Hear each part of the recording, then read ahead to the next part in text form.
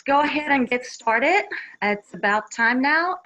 So we're just a little bit after 7, but let me officially welcome you. Hello and welcome everyone to the webinar, So You Want to Write for Children. I'm really happy to be here and to talk to you about children's books, publishing, and all things kid-led. And it's great to have y'all here. Thank you so much for joining me. Just a little bit of housekeeping before I get started. Please don't, I know you probably have a lot of questions during the presentation, but please don't put them in the chat just yet because I will not be able to see that while I'm speaking. So just hold on to your questions and we will get to the Q&A session, and then you can put them in the chat so I can see them, and I'll try to answer as many as I can. I do hope that you will stick around till the end, not just for Q&A, but for something exciting that I have to share with you also, my upcoming 8-week course for those of you who want to join me for that one. So let's get started. I have to, this thing, okay. Now, okay. Let's see. Slides are not changing. A little bit of technical problems here. Oops. Okay. Let me see.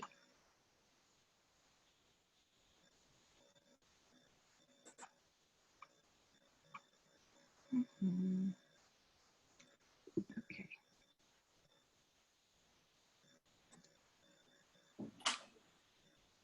Well, well.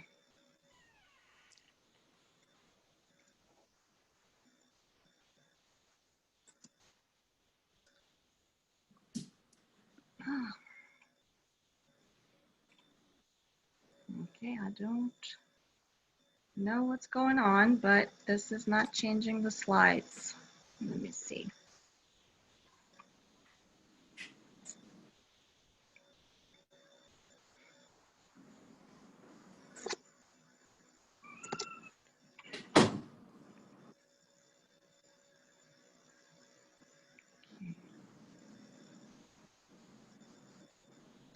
I'm sorry, y'all.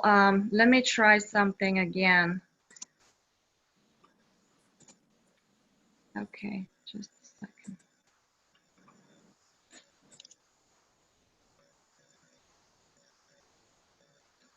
Okay, stop sharing and let's try this again.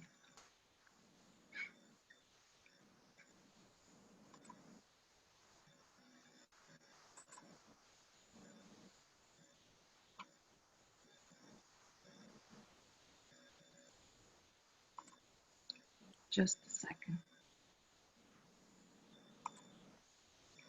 I'm trying to make it work.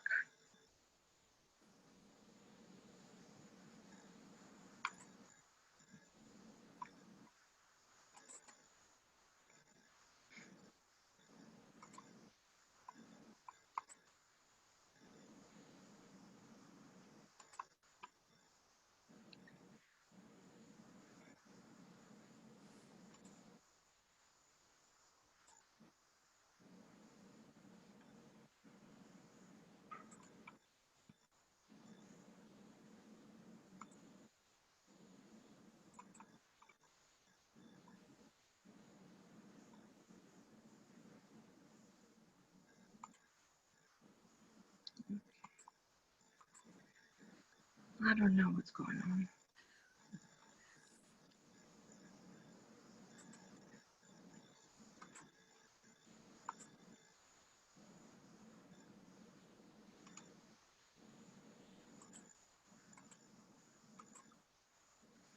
Okay.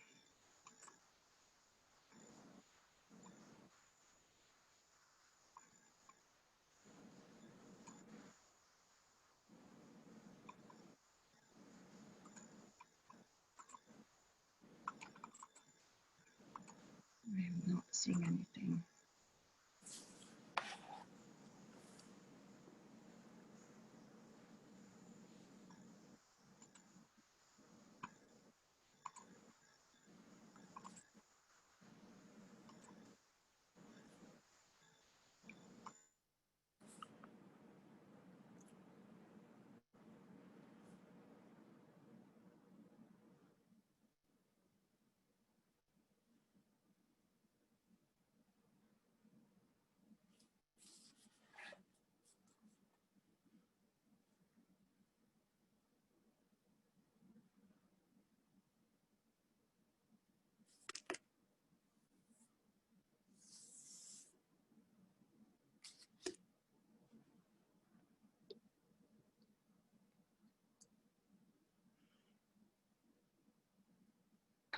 Okay, sorry about that. I don't know what was wrong. Maybe the internet is pretty slow. Uh, can you all hear me now? Yes. Okay, great. Okay, so let's get started. This is me. These are my books in dancing mode. So let me, a little bit about myself before we get into the juicy part. So I was born and raised in Bulgaria. So as you can see, probably a little pink spot by the Black Sea in Europe. And English is not my first language, obviously, not my second language. It's my fourth language. So I did have a lot of obstacles trying to make it as an author. And um, something else I wanted to share, why am I qualified to talk to you about, the craft and business of children's writing today? Well, I've been writing for over 15 years now, and I've made every mistake in the book and probably invented some new mistakes too. But then the good thing was I was able to learn from that and, take it and advance and be able to get published. And I've asked you, were you, leaning toward traditional publishing or self-publishing? And I've tried both. I did start with self-publishing. I learned a lot. I learned that it was not for me. I was not ready to begin with. Again, I have experience in both, but today my focus is on traditional publishing. Um, if we're talking about agents, I've had 4 agents, currently with number 4. I'm pretty happy with our current relationship, but the previous 3, things didn't work out. So I have a lot of experience with that too. All the courting agents, the submission, all of those things. Ironically though, all of my 4 agents, I have 3 books in print, 1 coming out next spring. I have another deal that hasn't been announced and possibly more coming out, but all of those books I sold myself directly to editors. None of the agents have sold any books for me so far. So that is my experience, and like I said, 5 books and counting.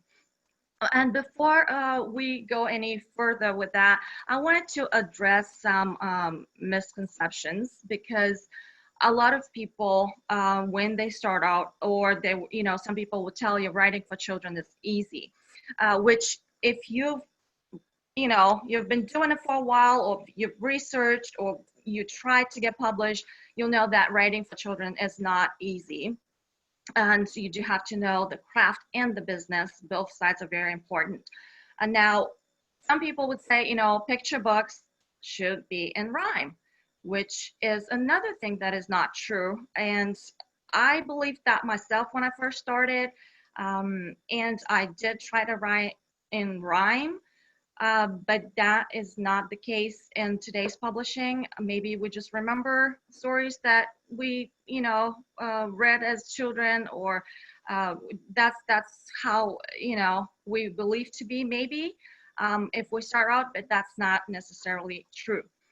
Another thing is, do I need some people believe that they need illustrators in order to get published, which is another false, false thing, because you don't, unless you are trying to get self-published. But like I said, my focus right now is on traditional publishing. So traditional publishing, you do not need a illustrator. Another misconception is children's books need to have a moral, but they don't. They certainly can have a message, and that adds another layer to the story, but it doesn't have to be preachy or didactic, and that is not what you're writing for, to teach children, or, share a moral. So let me see.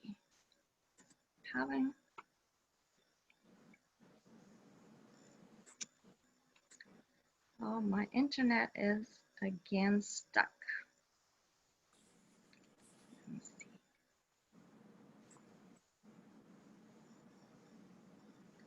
Just bear with me, please. I'm gonna try to make it work again. Oh, that's not.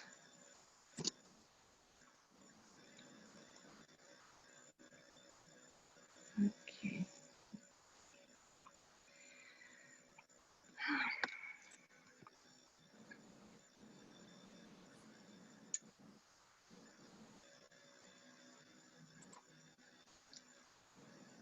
I'll try again.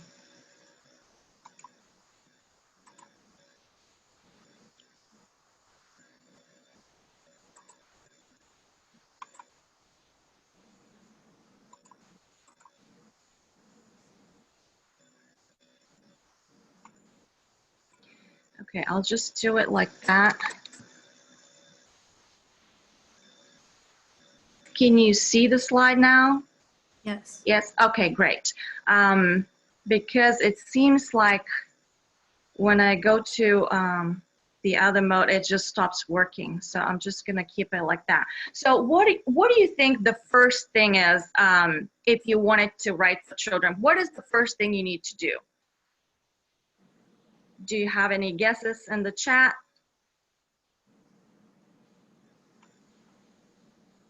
What is it? Okay, well, the first thing you need to do is read, and that is read newly published children's books. Not the books that you remember from your childhood, not books that have been published 15 years ago, 20 years ago. You can still certainly, you know, refresh on the classics, but read newly published children's books. And because today's books are very different from the ones you've read as a child, and you need to be familiar with the current market. So here are some books on the craft that I would recommend. If you haven't read those already, please take notes. Those are excellent books to get you started. I will hold this slide for a minute just so you can, and if you started on those, that's great.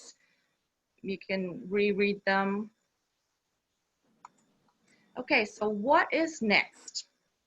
Well, I would say nurse your creativity. Don't put a lot of pressure on yourselves, and just, you know, start somewhere. It could be very confusing and overwhelming, but reading, you know, recently published books, reading books on the craft, and just writing will get you started. So just be kind to yourself.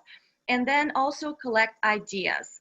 You probably have a lot of ideas, but it never hurts to collect them. Just write them down in a notebook, and always add to your ideas, because not all of them will turn into stories. Not all that turn into stories will, you know, be publishable stories, but it's important to keep collecting those ideas and coming back to them, and maybe, you know, coming back with fresh eyes.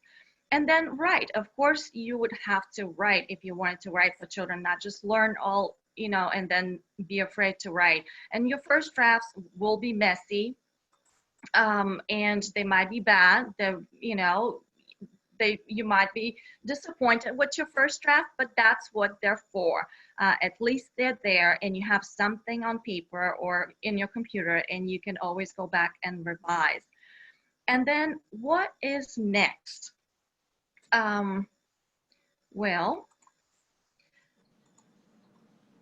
also find your peers and join the community. And these are another, you know, just a list of resources that I've used and I continue to use that have been very helpful to me. The ones with the asterisk are paid memberships, but they're certainly worth the membership fee. The rest of them are free and they're available. There's a ton of information, and a lot of writers and illustrators in those groups. So for sure, check them out and consider joining them. Another good thing that you can do if you wanted to write for children is join a critique group, and not just any critique group. I've been in critique groups that write for all kinds of age groups, but that is not ideal. What you wanted to do is people who write in your genre. So when you write for children, if your focus is on picture books, then you will want to join a picture book critique group, not middle grade, not young adult, not chapter books, because this is a very different kind of writing, and you might get really confused or get bad advice from people who, you know, don't necessarily know the difference and how to give you critiques on your particular age group. Another thing I would suggest is invest in conferences and workshops. And you already here, you are doing that, you're taking a step because you invested your time, and I'm sorry about the technical problems, but you're still here. So you have the desire to learn, and you've invested your time, and this is a good place to start. But I would definitely recommend conferences and workshops. I've been to a lot, I've learned a lot. And what those can offer to you is, first of all, guidance. And this is super important to know where to go and how to get there, and help to get there, support, all of those things. And then the other thing is you will advance faster. Instead of wasting many years like I did at the beginning, because I really had no clue about how publishing worked. I wasn't even fluent in English to begin with, and then how do I get published? How do I even write a decent story? I had ideas, but they were all wrong, so I did not know what to do. But the workshops and conferences were very helpful, so you will definitely advance faster. And then you will learn the right way as opposed to the wrong way, which, again, it could take you years to figure it out. Oh, that was not what I was supposed to do, and that was wrong advice, or, the wrong thing that I did that was not helpful to me. So, and then you'll stay current because, again, they're full of professionals, industry professionals who share their advice and support and knowledge with you. So really, that's the best thing you want to do, is learn from someone who has knowledge and the business. Like I said, both the craft and the business are important. And so you'll learn the craft. That is. Answer your question. According to Wikipedia, the craft line company. Okay, now I had to deal with Alexa too. Sorry, what a day. Okay, so know your audience. Like I said, so the craft is the first thing that you would want to learn. Of course, you want to have a great story that you want to offer to agents and publishers, editors, and then know your audience. Some of you weren't sure. Right now you have an idea, but is that idea a good fit for a board book? Is it a picture book? Is it a chapter book, or middle grade, or young adult? What is the difference? How am I going to handle this? What do I need to know about that specific, format of writing? All of those things are super important. So know your audience, and of course, know the market. How are you going to present that story? What are you going to do with it after it's written? All of those things will help you, certainly. And then the other thing I would recommend, and what I've done a lot, is sign up for professional critiques. And even with a critique group, but with professional critiques also, you might have your heart broken sometimes, and because you will get feedback you weren't expecting, or you weren't ready to hear, or not what you were hoping for, and that happens a lot. But over time you'll see that this feedback is great, because it is helping you. It is helping you advance. It's helping you. You will, eventually get over it, and not, stop taking it personally, because it does feel personal when it's not a very, good feedback in terms of your story is excellent and there's nothing you can change about it. But that feedback is certainly not helpful. And I'm talking about helpful feedback. So what else you need to do if you were to write for children? Create your body of work, because just one story is not going to be enough to build your career or take you on a journey as a children's writer. And so you will have to write more than one story. And how do you do that? Again, when you start with the idea, which idea, how do you analyze your ideas? And then take it and turn it into a book, but what kind of book? And how do you revise that book? All of those things in building, not just be stuck with one story and that's the story that you absolutely want to get published and there's nothing else. So you have to keep exploring, keep writing. I don't even know what the percentages of people who have published their very, very first story. So don't get stuck on that. Certainly continue to write. And don't forget to celebrate all of the little wins and the accomplishments. Just remind yourself that those things are important and you've come far from when you first started.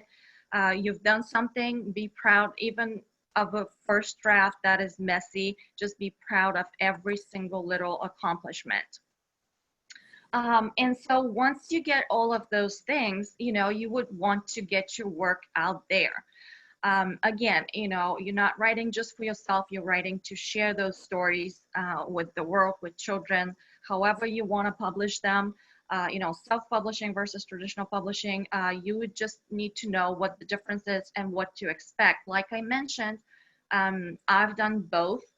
And with self-publishing, if you are not able to be your own, and I don't think anyone is really able to be their own team, their own editor and designer and illustrator and marketer and all of those things, then you would have to invest and hire those people and, have that team on your side. With traditional publishing, you don't need to do that. You're still going to be involved in, the marketing of the book, but you don't invest any money up front. Actually, the publisher is going to pay you advance and royalties, and they will find the illustrator for you, and they will invest in the publishing of your book. So just know the differences and know what you're pursuing, because it could be really overwhelming and confusing if you're not sure.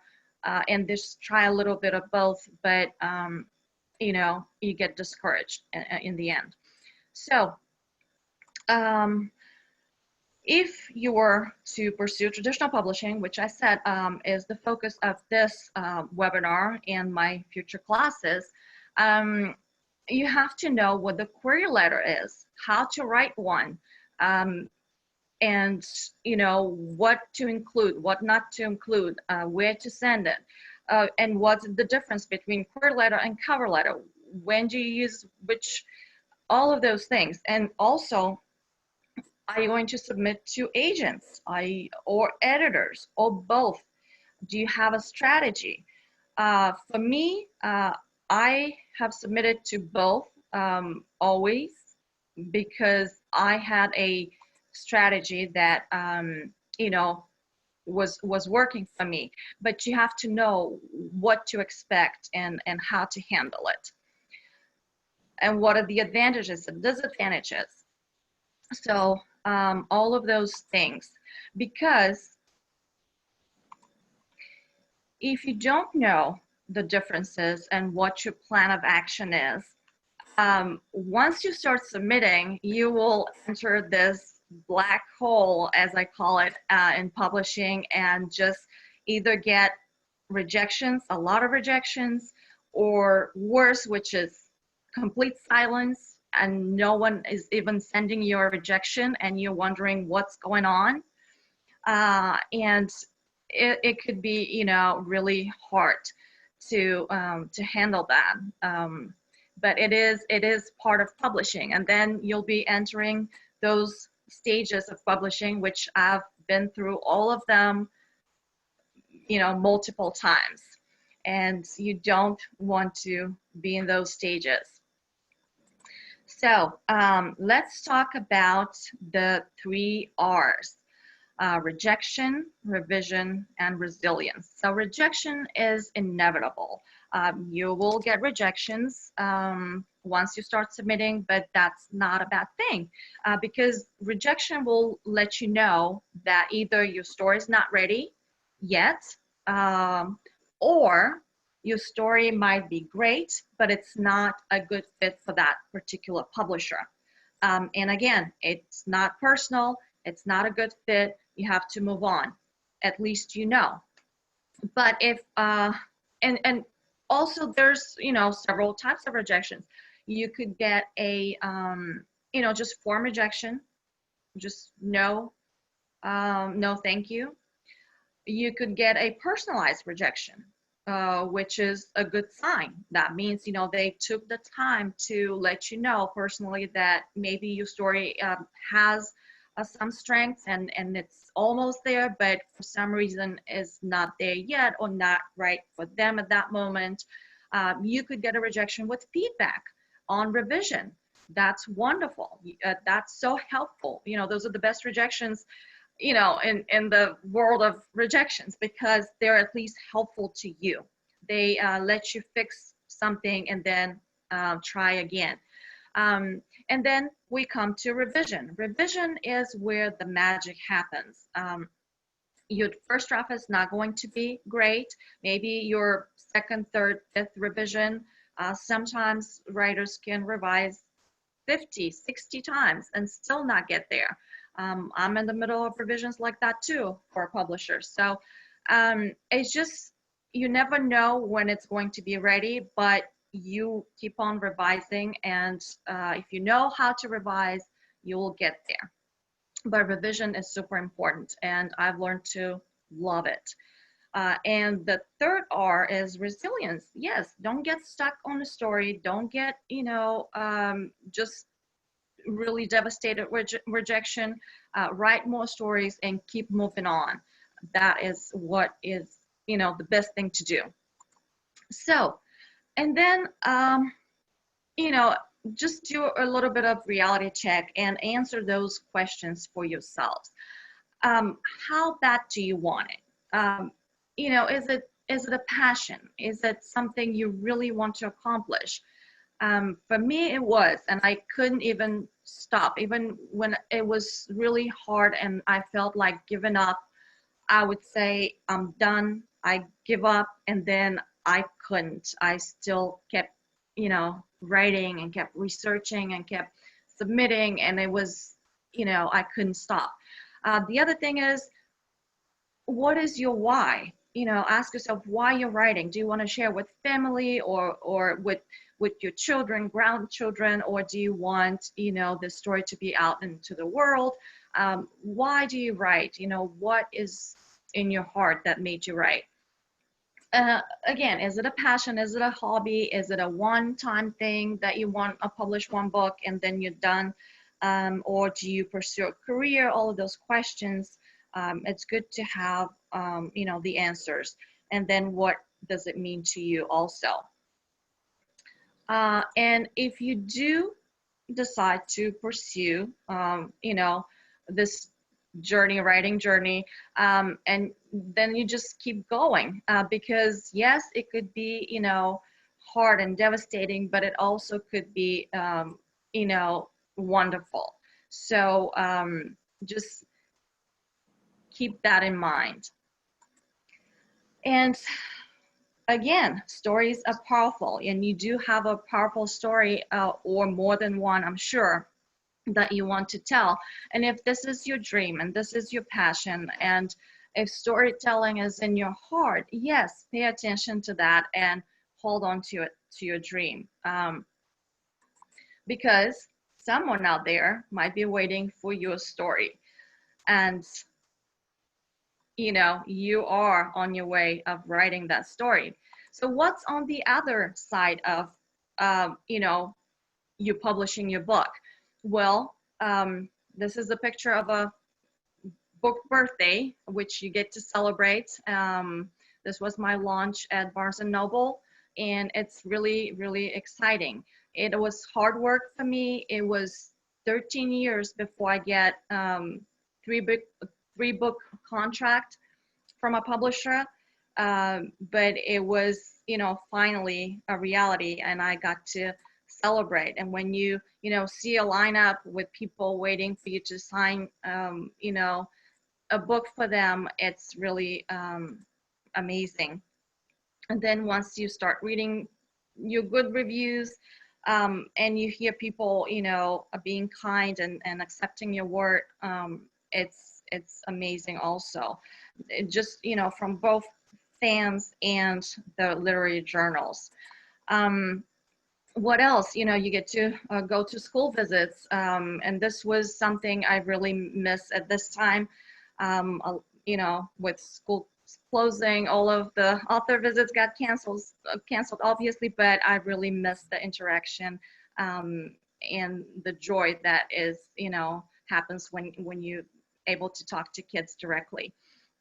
And also, getting notes from kids. They're honest, and you just see the joy. And I'm not telling you all of this to brag, but just to, just show you what's on the other side and what the experiences are when you have those books published, and, your dreams, and then you get to expand on that. So I do hope that this webinar, gave you an idea of what writing and publishing children's book involves. And obviously we can't cover this subject in great detail in just an hour, but if you decide that this is something you'd like to explore further, I have an upcoming 8-week course of writing for children that I wanted to share with you. And then we'll get to Q&A. I just have to figure this out with the chat. Okay, so the 8-week course starts September 14th. And this is the link, but I'll try to put in the chat later. And here's what that involves. So the 8 weeks are going to be sort of like 8 activators for your craft and career. And this is like condensed from all of my years of experience so far.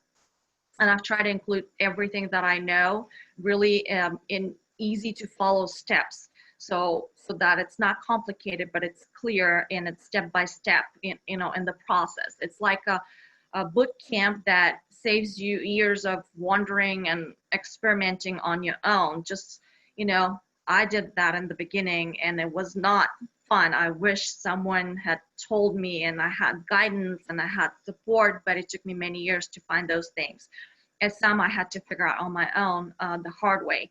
And so all of the lessons also include resources to help you and give you the essentials in the right order to follow. So like I said, it's step by step. And here's another breakdown of the 8 weeks, just so you know what we're going to cover. Week number 1 is about ideas. Again, how do you collect ideas? How do you evaluate ideas? How do you know which one is good and which is not so good? Or, what do you do with all of the ideas that you have? You might have, 25. How do you know? And then also how to collect new ideas, fresh ideas that are worth pursuing. Week number 2 is we talk about the main character, how to pick your main character, what makes for a strong character, because those are the memorable books that we all love. They all have a strong, memorable character, but how do you create that? Week number 3 is about story structure. And this is important because, you know, we get into pretty much all of the major story structures for picture books, and this is specifically for picture books, by the way. So we get into that, and then we explore with examples so you know which structure works for your story and how to apply that to your writing. And then week 4 is first draft.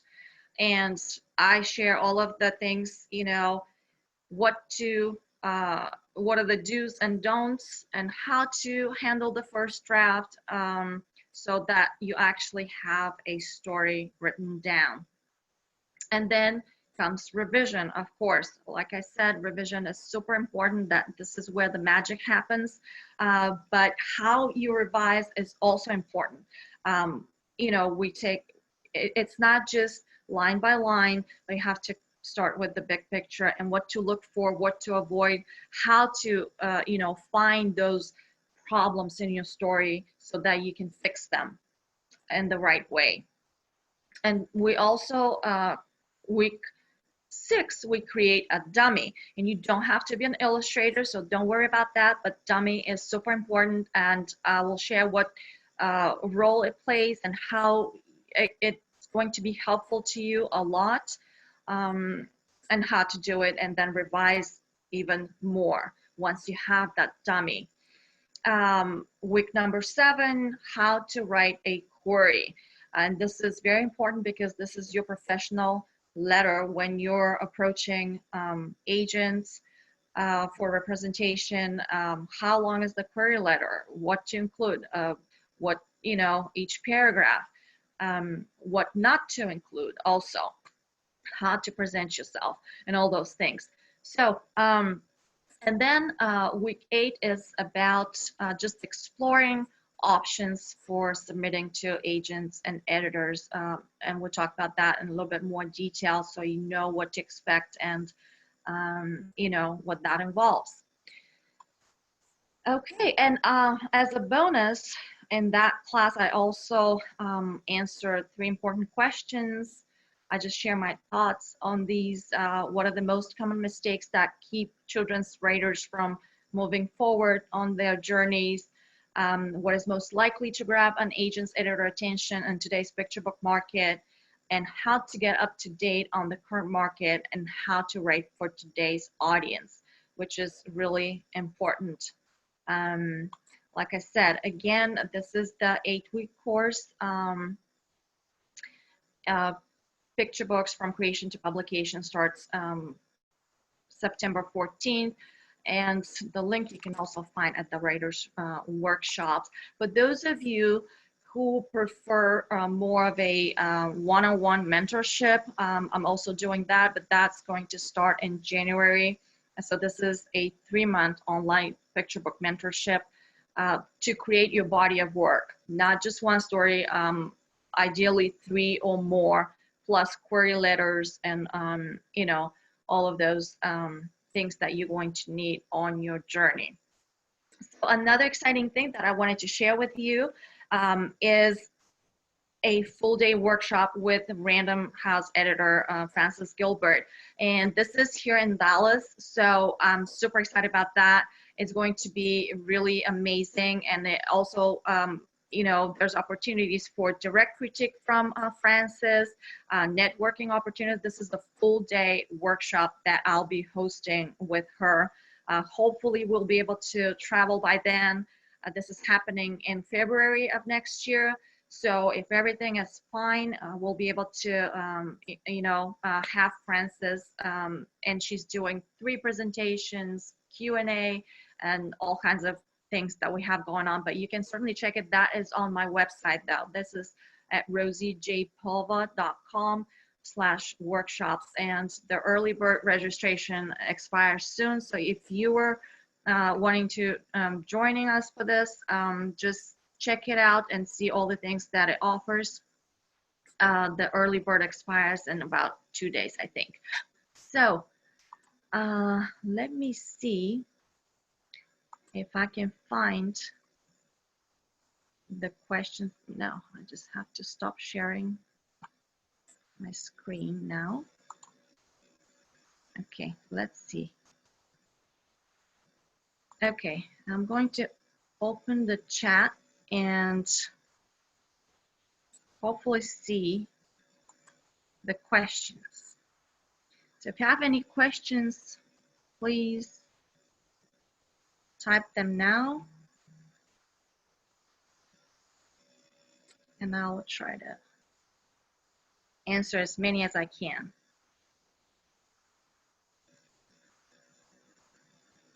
Okay.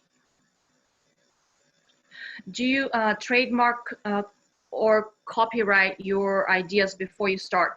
No, ideas are not copyrighted. Yeah, ideas are not copyrighted, so you can't do that. Everything that you write down, your draft, is copyrighted automatically. You don't have to, formally do that. It's already automatically considered copyright material, so you don't have to worry about that. But as far as ideas go, no, you don't copyright ideas.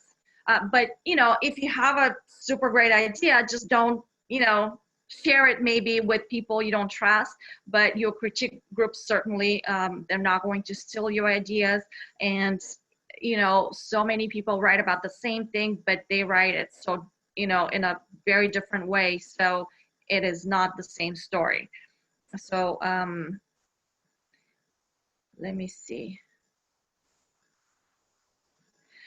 In the picture book class, will we be reading drafts and giving feedback?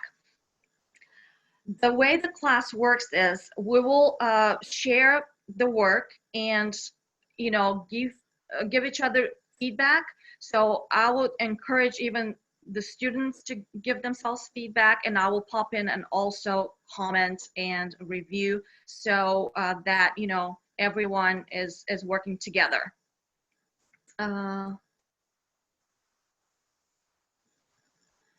Creating a character.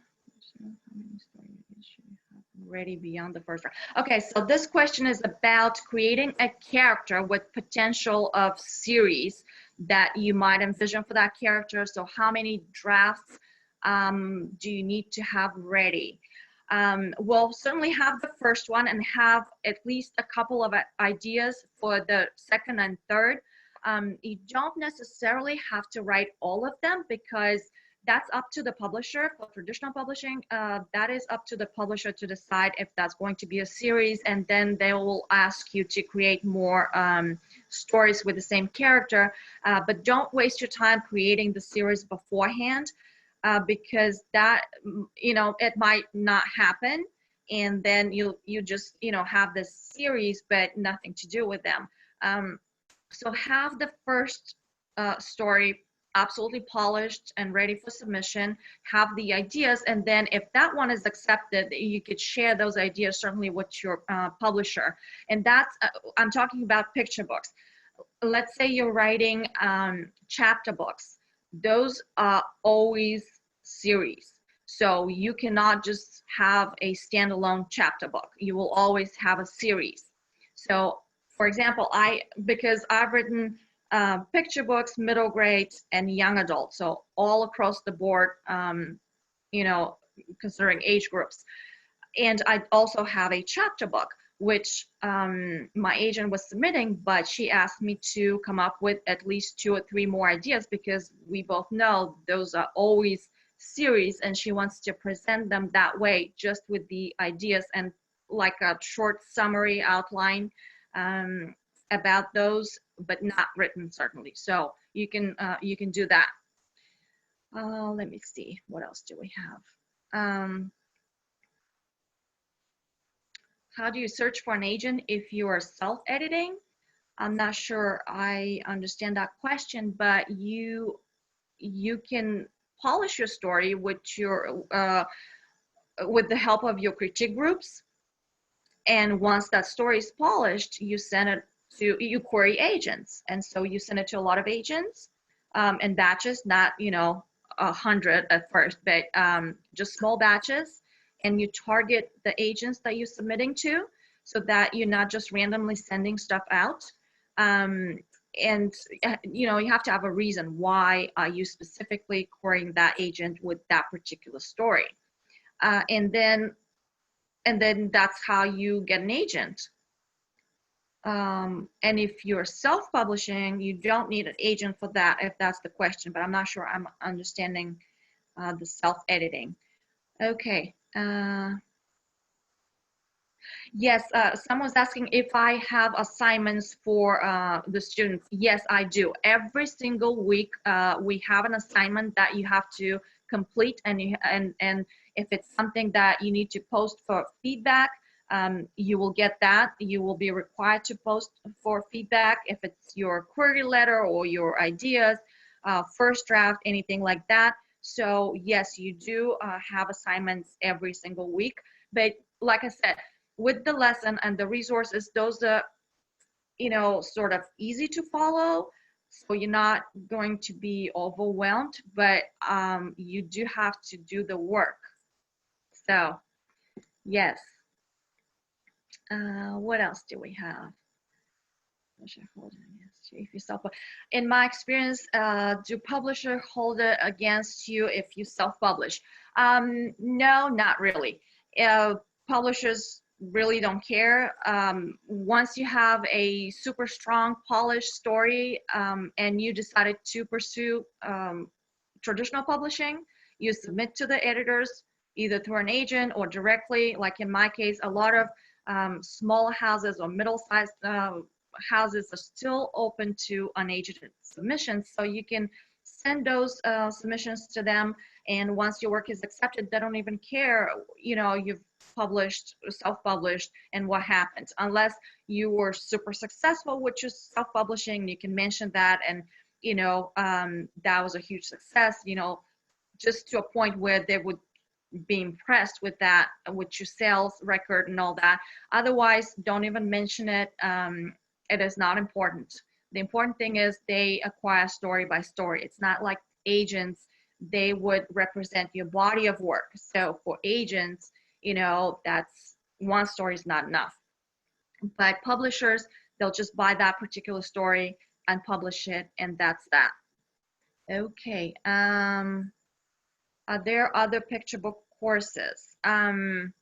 Well, if you are asking about writers' workshops, no, I don't think so. I have this upcoming 8-week, then the mentorship, but I don't know what kind of other book, picture book courses you're asking about. Okay. How many copies sold is a bestseller? Well, that really depends. It's really depends on genre and where they're, you know, coming from to be recorded. So it's just not possible to predict, and it really depends on a particular week, because I think they collect for that week sales, and sometimes could be 5,000 copies, sometimes could be 9,000 copies, and depends on what kind of book also in that particular week. So that is, I can't really answer that question. They have the, okay, someone is asking about the process of choosing an illustrator and how much of a say do you have. So for traditional publishing, if you offered a contract with any of the big 5 publishers, you would have close to 0 say in the whole process, especially if you're a debut author. The publisher will pick the illustrator for you, and they might not even ask you. You will just find out once the contract is signed, and they'll say, this is your illustrator, and you might not even see sketches or anything at all until, you know, later when the art is almost finished. And you either like it or not, you don't really have a say. With smaller houses, the good thing is they do ask for your input. Sometimes agents, if you're working with an agent, they can put it in the contract that you, you know, they're required to ask your opinion and you have approval with the illustrator. So what happens is, and with my different publishers, I did have a lot of say in the process. They sent me samples of illustrator work. They sent me sketches of the character of my story and asked me to pick. And then, you know, throughout the process, I was involved. With one of them, I actually was not so much involved, and I saw the art at final stages, and there were things that needed to be fixed, and you know, it got complicated, so the book got pushed back, the release date. So that's a different experience. And with a current deal, they were still asking me, and you know, we're going back and forth on what I like and what they like, and so forth. So it really depends. But with the big publishers, you don't really have a say, unless you're already an established best-selling author, and then you can tell them, well, that's the, you know, I want that particular illustrator, then they'll might listen. Okay, let's see what other questions we have. Okay, I don't see any more questions. So unless, let me see, unless I missed something.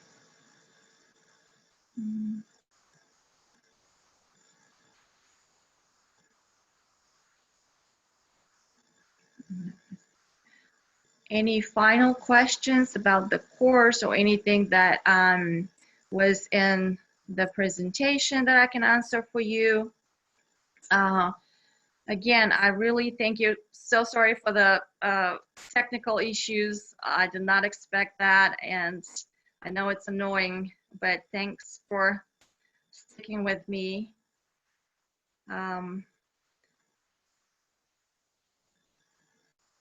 Okay, okay, someone is asking. Oh, okay, let me put that in the chat. Oh, I forgot to put that in the chat. Let me put, okay, this is the link. Okay, thanks for reminding me. Facebook group. There is no Facebook group for that course that I know of, but it's all done through, what was that? Wet Ink platform. So it's not going to be any Zoom presentations or anything like that, but on Wet Ink, and every week you get your lessons, you get your resources and your assignments, and then what you need to, you know, you finish your assignments, you post whenever you need feedback, and all of those things. So I think the link has more explanation and information. And I just posted that, so you can, let me see. Where do you get contact information for query letters? Do you mean information to query agents? You will do your research and you will come up with a list of agents who are a match for your work, and you'll, you know, write a personalized query letter that you send to them. They all have guidelines on their websites, all of them, and you have to follow the guidelines very carefully. And you do not send, you know, in bulk. You just target that specific agent, and then you target other agents, and everything is personalized and it's sent to them specifically. But information about agents is available. You just have to know how to research and what to include and how to present yourself as a professional, because they have so much experience. In the first sentence, they can tell, you know, whether this writer has been researching and, you know, they follow guidelines, or they're just starting out and they don't know what they're doing. So this is really important. There's no shortcuts. You just have to know what you're doing, and it will pay off. Trust me. So, okay, let's see. Any other questions? Just a couple more minutes. Mm, and I do. So if someone's asking about books to read, well, if you have to read in your genre. If you're asking about, just recently published books, just grab a bunch of those and read. You need to familiarize yourself with the market, what's getting published today. If you're asking about books on the craft, I shared in the presentation earlier, but if you missed it, I have a resource on my website. That's rosiejpova.com, and you will go under resources. There's a list of books on the craft that have helped me a lot, and I share those with writers. Wet Ink is the platform that the Writers Workshop is using. So I'm an instructor for them. So they hired me for that class, but they're using that platform. And the link that I shared, I'm going to share it again. This is where you will find the class, and you will know what I'm talking about once you get on that website. What else? So all the information is there. And like I said, we start in about 2 weeks. So, okay, and I do hope you will decide to take that course and join me, because I believe it's going to be really helpful. Like I said, I try to include all of my knowledge of all these years, and just present in an easy to follow steps with the assignments and everything that you need to get you started, and just bring you to that next level if you're just starting out. Even if you've written some stories so far, you still get to revise them, and you still get to polish them.